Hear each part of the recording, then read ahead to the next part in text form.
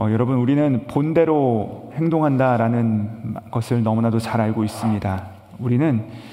우리가 습관처럼 하는 행동들이 있습니다. 나도 모르게 무의식적으로 나는 행동들이 있는데, 그 행동들이 그냥 나오는 게 아니라 누군가에게 받기 때문에 영향을 받아서 우리에게서 나오는 것이죠. 그렇게 우리에게 어느샌가 스며든 행동일 수도 있다는 것입니다. 우리가 믿음의 말과 믿음의 행동을 해야 되는 이유도 바로 여기에 있는 것이죠.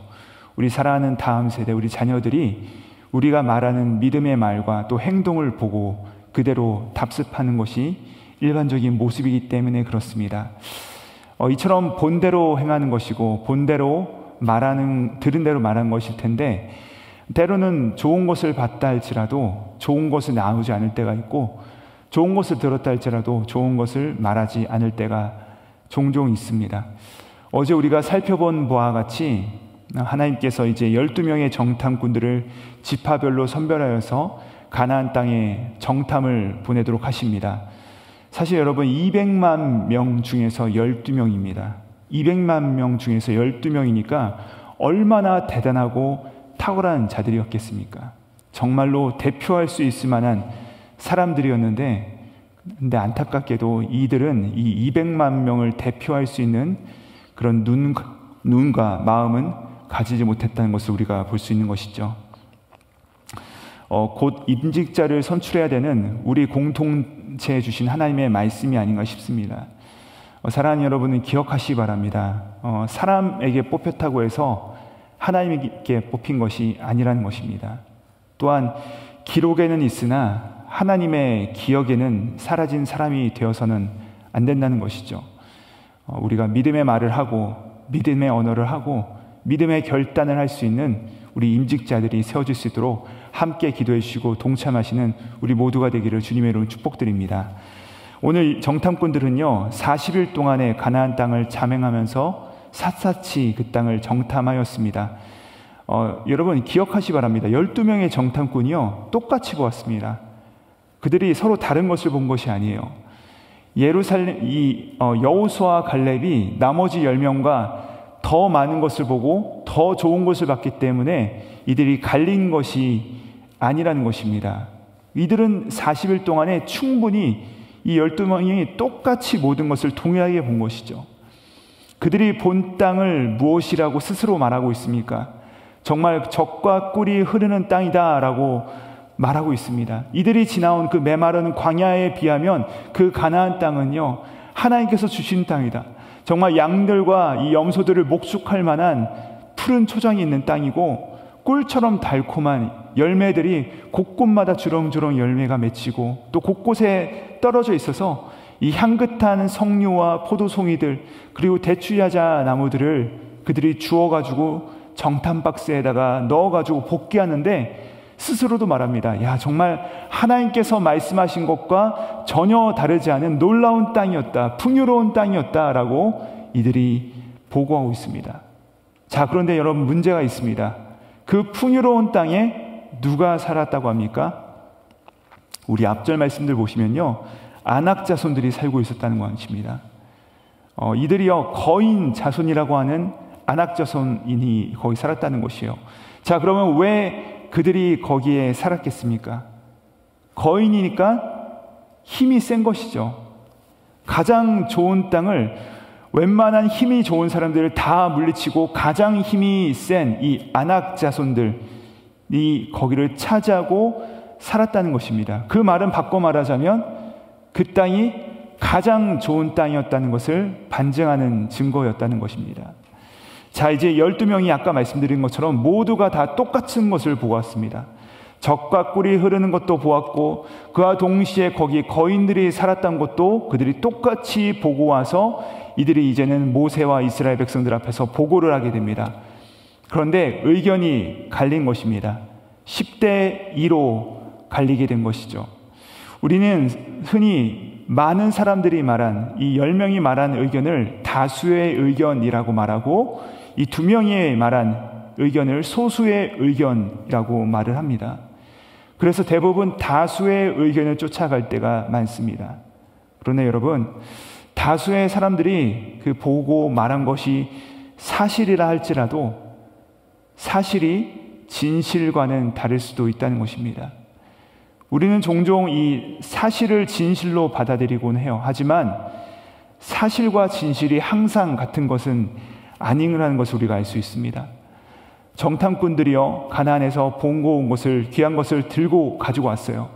좋은 것을 보았더라면, 좋은 것을 말하면 좋았을 텐데, 이들 가운데 이 모세에게 보고하는 것이 27절의 말씀에 보면요, 조금 석연찮은 것을 우리가 볼 수 있습니다. 우리 함께 27절의 말씀을 같이 한번 읽어보도록 하시겠습니다. 시작. 모세에게 말하여 이르되 당신이 우리를 보낸 땅은 간즉 과연 그 땅에 젖과 꿀이 흐르는데 이것은 그 땅의 과일이니이다.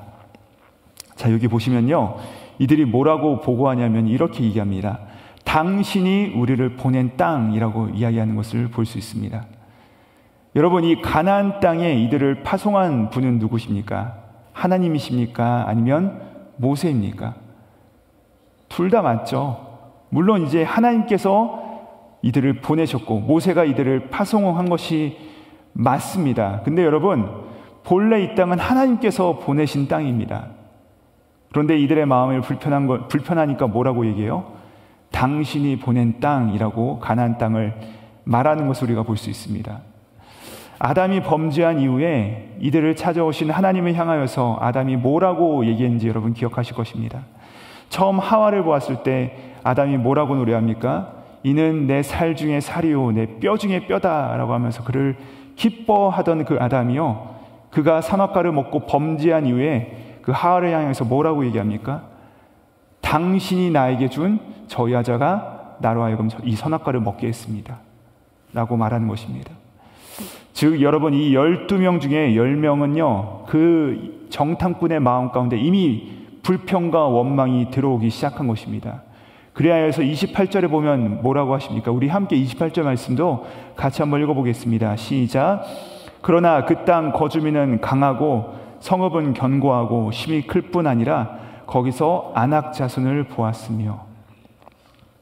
자, 당신이 보내서 40일 동안 정탐한 그 땅에 가서 우리가 다 보고 왔는데 하고 싶은 말은, 우리의 문제가 항상 여기 있습니다. 우리가 하고 싶은 말은 그 뒤에 그러나 뒤에 있다는 것입니다. 그러나 가보니까 그 땅은 거주민은 강하고 성읍은 견고하다라고 이들이 보고하는 것입니다.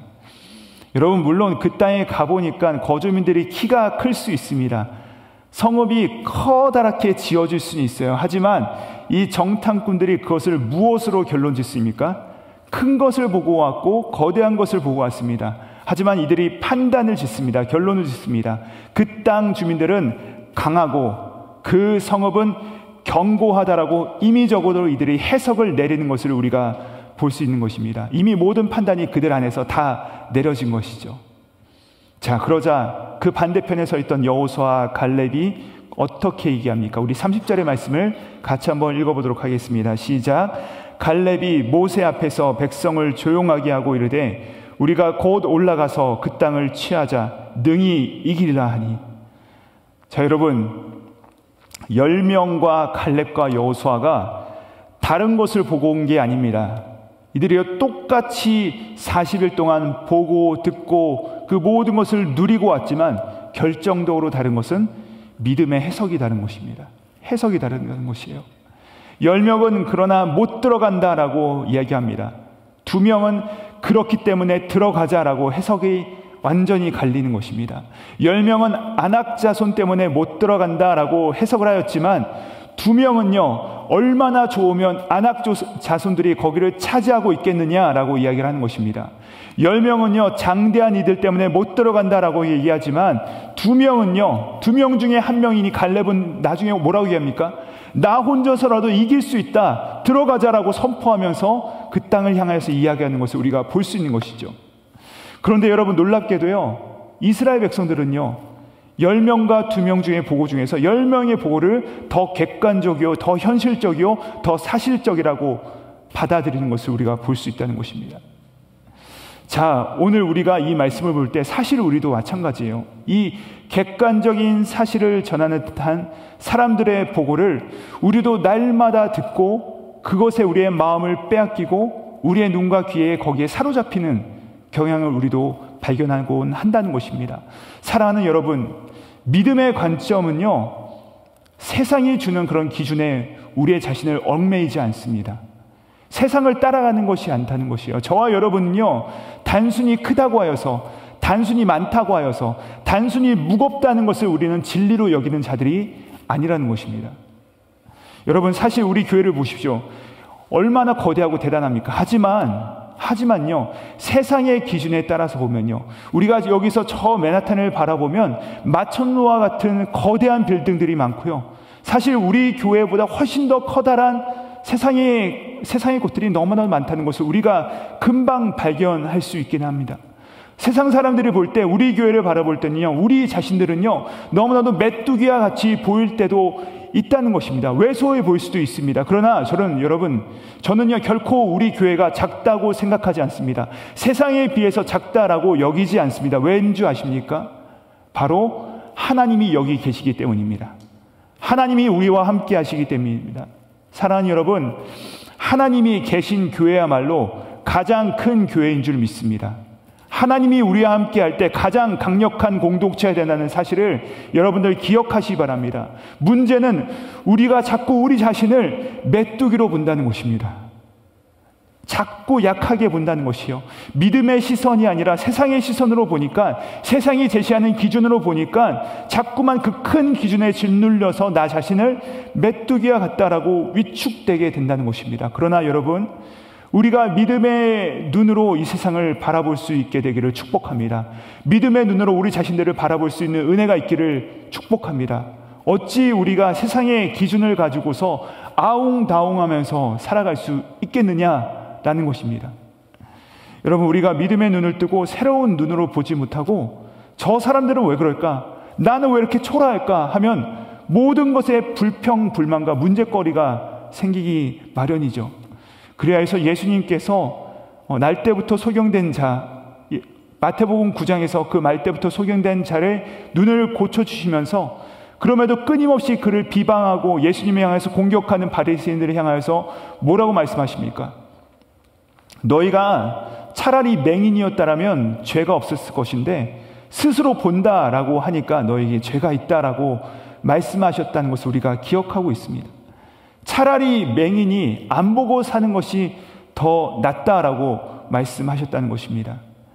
믿음의 눈이 아니면, 인간적인 눈으로 자꾸 보고 판단한다면 차라리 안 보는 것이 낫다라고 예수님께서 말씀하신 것이죠. 여러분, 오늘 아침에도 우리가 함께 부른 찬양을 기억하실 것입니다. 예수를 나의 구주 삼고. 이 찬양을 포함해서 무려 9,000곡 이상의 찬양의 작사를 한 파인 크로스비 여사가 있습니다. 근데 그 여사가요, 이 여자분이요, 맹인이었어요. 어렸을 때 눈을 다쳐가지고 눈을 보지 못하였습니다. 그런데 그 여인을 향하여서 어떤 기자가 이렇게 질문합니다. 만약에 당신이 눈을 뜬다면 무엇을 가장 먼저 보고 싶습니까? 그러자 놀랍게도 이 크로스비 여사가 자기는 눈을 뜨고 싶지 않다라고 얘기합니다. 그러면서 이렇게 얘기해요. 저는 내가 만약에 눈을 뜨게 된다면 가장 먼저 눈을 뜨고 보고 싶은 분은 바로 우리 주님이십니다 라고 얘기하는 것을 제가 글귀에서 보았습니다. 그래서 여러분, 그녀의 찬송가들을 보면요, 놀랍게도 맹인인데 눈을 보지는 못하는데 본다라는 표현이 자주 등장합니다.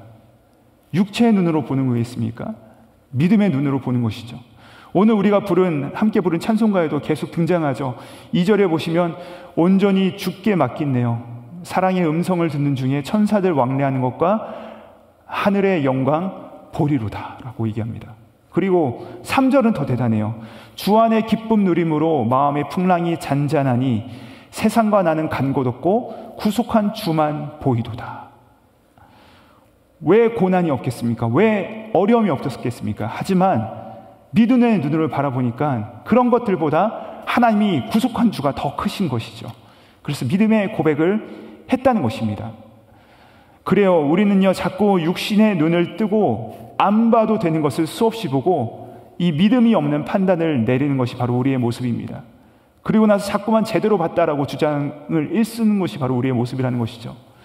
우리가 오늘 12명의 정탐꾼의 자리에 있다고 하면 과연 나는 갈렙과 여호수아처럼 믿음의 고백을 했을 것인가 라고 자신 있게 말할 수 있는 사람이 과연 우리 가운데 얼마나 계시겠습니까?